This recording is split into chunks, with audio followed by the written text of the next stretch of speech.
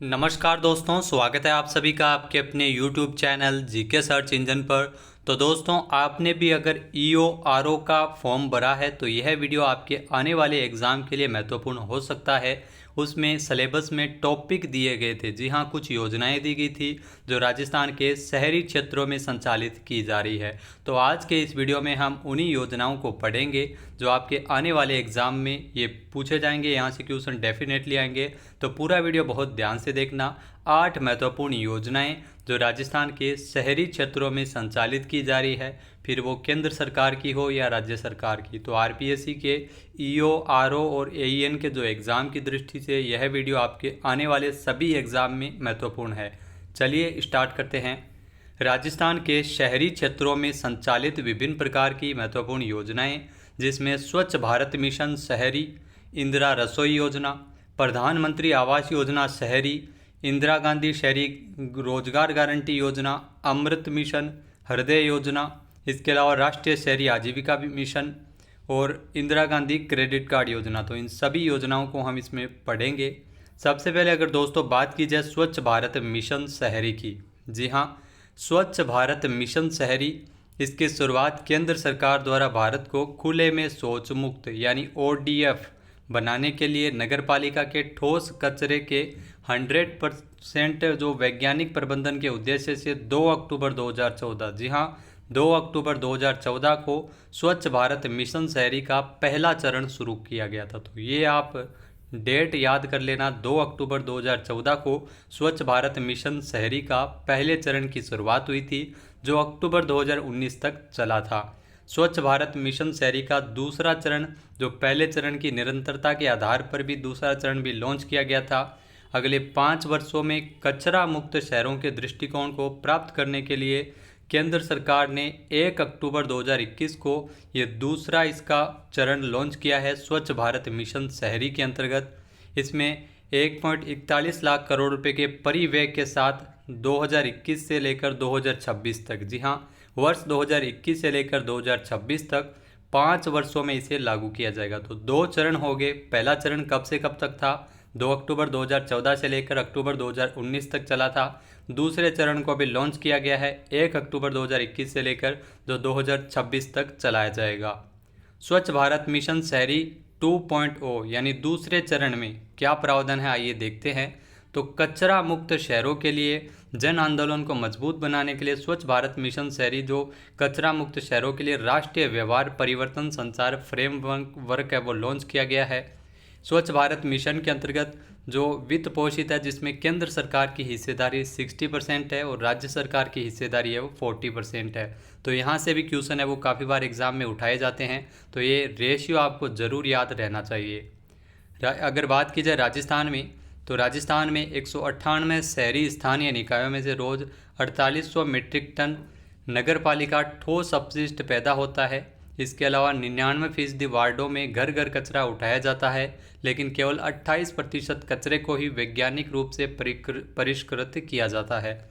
हाल ही में 24 शहरों में मौजूद 45.5 लाख मीट्रिक टन से अधिक पुराने कचरे के उपचार के लिए राजस्थान में पेश किए गए 250.15 करोड़ के प्रस्ताव का अनुमोदन को लेकर हाल ही में बढ़ावा दिया गया था। स्वच्छ भारत मिशन शहरी के दूसरे चरण के तहत आवासन और शहरी कार्य मंत्रालय के निर्माण कार्यशालाओं के माध्यम से राजस्थान के स्थानीय स्वशासन विभाग के साथ मिलकर लगातार ये कार्य किया जा रहा है। तो ये केंद्र सरकार की महत्वपूर्ण योजना है जो राजस्थान में भी संचालित की जा रही है। वहीं अवार्ड की बात की जाए तो डूंगरपुर है जो स्वच्छ सर्वेक्षण 2021 में 50,000 जो 25 से 50,000 जनसंख्या वाली श्रेणी में सबसे स्वच्छ शहर के रूप में चुना गया था। बेहतरीन कार्यों के बावजूद स्वच्छता सर्वेक्षण 2021 में 100 से अधिक यूएलबी श्रेणी में 14 राज्यों में 11वें स्थान पर रहा था। तो डूंगरपुर राजस्थान में सबसे स्वच्छ शहर के रूप में चुना गया था। 25 से 50,000 जनसंख्या वाली श्रेणी में 11वां स्थान है वो 14 राज्यों में डूंगरपुर को मिला था। उसके अलावा अगली जो महत्वपूर्ण योजना है इंदिरा रसोई योजना, जी हाँ, इंदिरा रसोई योजना ये भी राजस्थान के शहरी क्षेत्रों में संचालित की जा रही है। 20 अगस्त 2020, जी हाँ, 20 अगस्त 2020 को इंदिरा रसोई योजना लॉन्च की गई थी।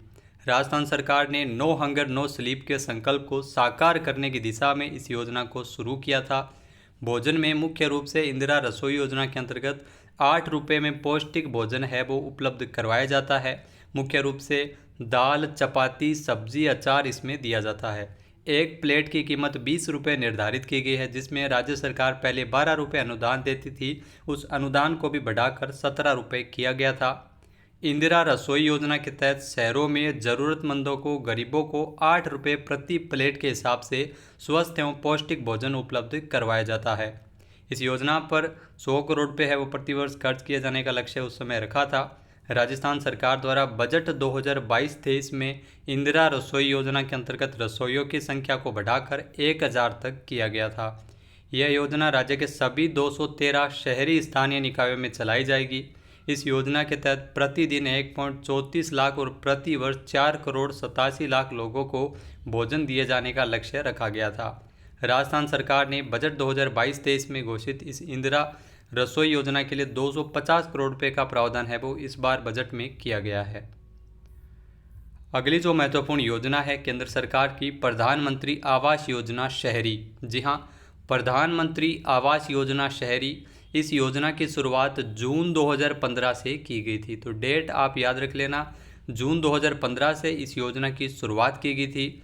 केंद्र सरकार ने भारत के शहरी इलाकों में रहने वाले गरीबों को उनके सपनों का घर मुहैया करवाने के लिए प्रधानमंत्री शहरी आवास योजना की शुरुआत की थी। यानी शहरी क्षेत्र में गरीबों को जो घर उपलब्ध करवाने की दृष्टि से इस योजना की शुरुआत की गई थी। हाउसिंग फॉर ऑल यानी सभी के लिए आवास उपलब्ध करवाने वाले इस अभियान को जून 2015 में शुरू किया गया था। तो प्रधानमंत्री आवास योजना शहरी क्षेत्रों के लिए थी, जिसमें सभी को पक्का मकान उपलब्ध करवाए जाने की दृष्टि से योजना साल 2015 में शुरू हुई थी। इसके तहत सभी पात्र शहरी लाभार्थियों को मार्च 2022 तक पक्का मकान दिया जाना था।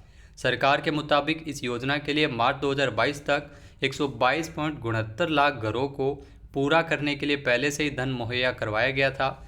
बयान के मुताबिक 2017 में इस योजना के तहत 1 करोड़ पक्के मकान की मांग की गई थी। मांग के अनुरूप 102 लाख मकान है वो तैयार किए जा रहे हैं, जिनमें से 62 लाख घर है वो बनकर तैयार है और शेष निर्माणाधीन है।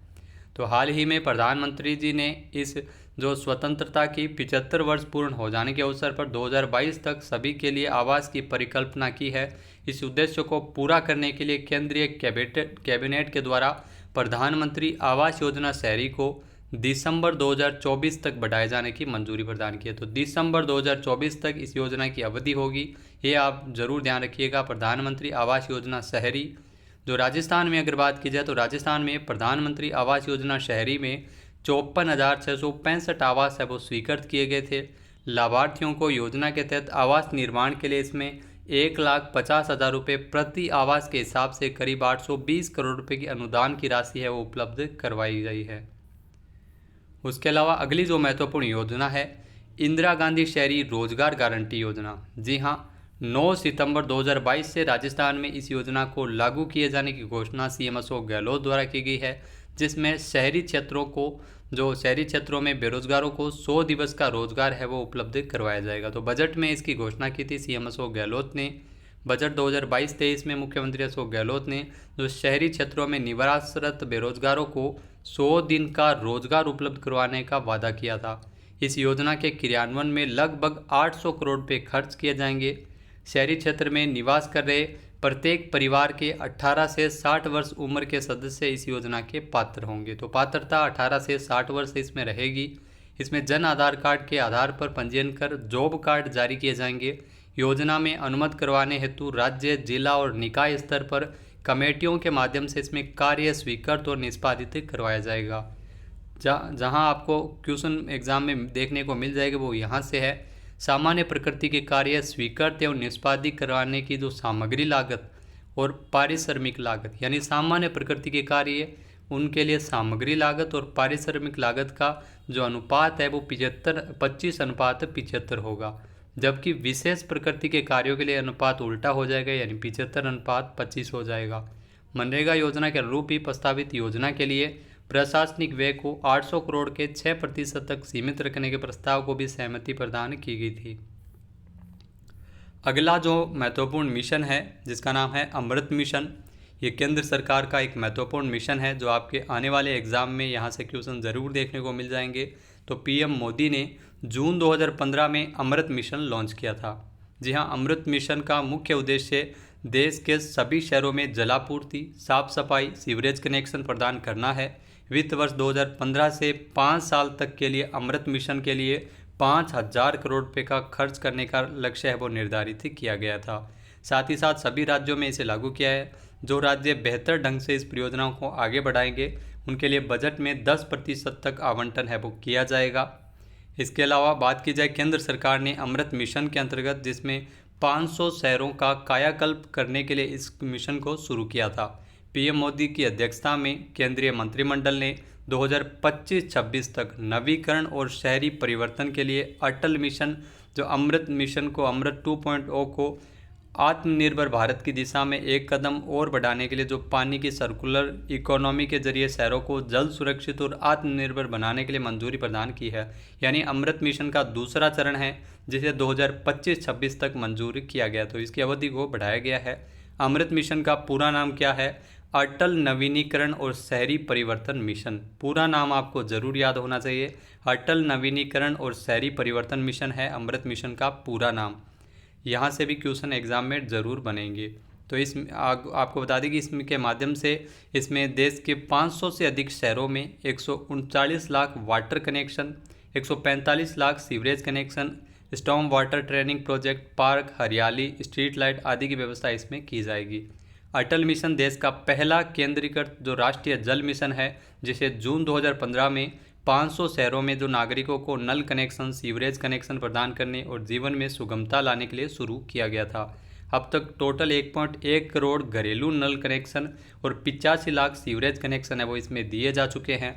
अमृत मिशन के दूसरे चरण के लिए अगर बात की जाए तो कुल सांकेतिक परिव्यय इसमें 2,77,000 करोड़ रुपए है, जिसमें वित्त वर्ष 2021-22 से वित्त वर्ष 2025-26 तक 5 वर्षों के लिए 76,760 करोड़ रुपए का जो केंद्रीय हिस्सा इसमें शामिल है। अमृत मिशन 2.0 का जो लक्ष्य है वो सभी 4,378 वैधानिक कस्बों में घरेलू नल कनेक्शन प्रदान करने के साथ ही जो पानी की आपूर्ति का सार्वभौमिक कवरेज हासिल करना है। मिशन का लक्ष्य 2.68 करोड़ नल कनेक्शन और 2.64 करोड़ सीवरेज जो सेप्टेज कनेक्शन है वो प्रदान करना है ताकि अपेक्षित परिणाम मिल सके। आवास और शहरी मामलों का मंत्रालय इस योजना के लिए नोडल मंत्रालय बनाया गया था। ये मिशन पानी की ज़रूरत को पूरा करने, जल निकाय को फिर से जीवित करने, जल भर्तों का बेहतर प्रबंधन, उपचारित अपशिष्ट जल पुनः उपयोग करने के लिए जो अमृत मिशन की प्रगति सुनिश्चित करेगा, जिसके माध्यम से पानी की एक चक्रीय अर्थव्यवस्था को बढ़ावा मिलेगा। 500 अमृत शहरों में सीवरेज और सेप्टेज का 100% कवरेज इसमें रहेगा। राजस्थान में अगर बात की जाए अमृत मिशन की तो राजस्थान को अमृत योजना के जो पहले चरण में 1541 करोड़ रुपए मिले थे, जबकि इसके दूसरे चरण में इस राशि को दोगुना किया गया है, यानी 3,530 करोड़ रुपए इसमें दिए जाएंगे। इसमें 55% हिस्सा है वो राज्य का है, जबकि 45% हिस्सेदारी है वो इसमें केंद्र सरकार की होगी। दूसरे चरण में केंद्र और राज्य सरकार मिलकर राजस्थान के सभी नगर निगम, नगर परिषद और नगर पालिका क्षेत्रों की पेयजल और सीवरेज के तंत्र को मजबूत करेंगे। उसके बाद अगर बात की जाए हृदय योजना की, जी हाँ, यह भी एक महत्वपूर्ण योजना है केंद्र सरकार की हृदय योजना। इसकी शुरुआत जो राष्ट्रीय विरासत शहर विकास और वृद्धि योजना, जी हाँ, इसका पूरा नाम है राष्ट्रीय विरासत शहर विकास और वृद्धि योजना। हृदय योजना जो भारत सरकार की एक केंद्रीय क्षेत्र की योजना है, सरकार की एक योजना है हृदय योजना। इस योजना की अगर बात की जाए तो इसकी शुरुआत 21 जनवरी 2015 को शहरी नियोजन, आर्थिक विकास और विरासत संरक्षण को एक समावेशी तरीके से और उसे उद्देश्य के साथ लाने के लिए शुरू की गई थी। इस योजना के लिए जो पूरा धन है वो केंद्र सरकार के द्वारा लगाया गया था। 21 जनवरी 2015, जी हाँ, योजना की शुरुआत है वो 21 जनवरी 2015 को इसे लॉन्च किया गया था। इस परियोजना की जो अवधि है वो 2014 से लेकर 2019 तक थी। 2015 को इसे लॉन्च किया गया था 21 जनवरी को। ये शहरी विकास मंत्रालय के तत्वावधान में था। योजना के क्रियान्वयन के लिए कुल 500 करोड़ रुपए की योजना बनाई गई थी। 12 ऐसे विरासत शहरों को चुना गया था जिसका विकास के लिए इसमें कार्य करवाए गए थे, जिन्हें विकास की दृष्टि से हृदय योजना के अंतर्गत 12 शहरों को शामिल किया गया था। 12 में राजस्थान का अजमेर भी शामिल था और अजमेर के लिए 40.05 करोड़ रुपए की राशि आवंटित की गई थी। 12 अन्य शहर कौन से थे, जिसमें अजमेर, अमरावती, अमृतसर, बादामी, द्वारका, गया, कांचीपुरम, मथुरा, पुरी, वाराणसी, वेलकन्नी और वारंगल। तो 12 विरासत शहरों को इस योजना के लिए चुना गया था। उसके बाद अगली जो महत्वपूर्ण योजना है, राष्ट्रीय शहरी आजीविका मिशन। जी हाँ, राष्ट्रीय शहरी आजीविका मिशन, इसकी अगर बात की जाए तो इसको राष्ट्रीय शहरी आजीविका मिशन को 24 सितंबर 2013 को, जो उस समय की स्वर्ण जयंती शहरी रोजगार योजना के स्थान पर आवास और शहरी गरीबी उन्मूलन मंत्रालय भारत सरकार द्वारा शुरू किया गया था। तो उस समय 24 सितंबर 2013 को इसे शुरू किया गया था। NULM यानी राष्ट्रीय शहरी आजीविका मिशन, जो शहरी गरीबों को संगठित करने पर केंद्रित करने और उनके मजबूत जमीनी स्तर के संस्थान कौशल विकास के अवसर पैदा करते हैं, जिससे बाजार आधारित रोजगार पैदा होता है और ऋण तक आसान पहुंच सुनिश्चित हो सके। इसके लिए स्वरोजगार उद्यम स्थापित करने में इसमें मदद मिलती है। इस मिशन का जो मुख्य उद्देश्य है वो चरणबद्ध तरीके से शहरी बेघरों को आवश्यक सेवाओं से लैस आश्रय प्रदान करना है। इसके अलावा मिशन शहरी पथ विक्रेताओं को आजीविका संबंधी चिंताओं को भी दूर करना है, यानी उनके रोजगार संबंधी चिंताओं को दूर करना है। इसके अंतर्गत व्यक्तिगत एवं जो समूह उद्यम के लिए ऋण दिया जाता है, जिसमें व्यक्तिगत के रूप में 2 लाख रुपए और ग्रुप के लिए इसमें 10 लाख रुपए ऋण दिया जाता है। वर्तमान में राष्ट्रीय शहरी आजीविका मिशन के मामलों के अंतर्गत 790 शहर इसमें शामिल है, जिसमें केंद्र और राज्य की अगर हिस्सेदारी पूछ ली जाए तो 75:25 की हिस्सेदारी है। 790 शहर है वो इस मिशन के अंतर्गत रजिस्टर्ड है, शामिल है। दीनदयाल अंत्योदय योजना, जी हाँ, यह योजना भी जो राष्ट्रीय शहरी आजीविका मिशन और राष्ट्रीय ग्रामीण आजीविका मिशन का एकीकरण किया गया था। केंद्र सरकार ने एकीकरण करते हुए नाम है वो इनके नाम पर रखा था, दीनदयाल अंत्योदय योजना, राष्ट्रीय ग्रामीण आजीविका मिशन।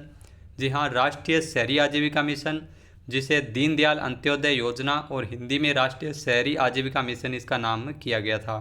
इस योजना के तहत शहरी क्षेत्रों के लिए दीनदयाल उपाध्याय अंत्योदय योजना के अंतर्गत सभी 4041 शहरों और कस्बों को कवर करते हुए पूरे शहरी आबादी को इसमें लगभग कवर किया गया है।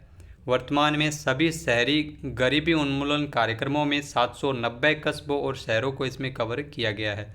भारत सरकार ने इस योजना के लिए 500 करोड़ रुपए का प्रावधान किया था।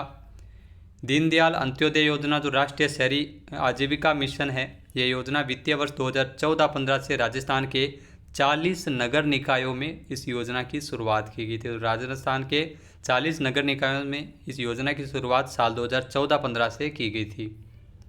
उसके बाद जो अंतिम महत्वपूर्ण योजना है, इंदिरा गांधी शहरी क्रेडिट कार्ड योजना।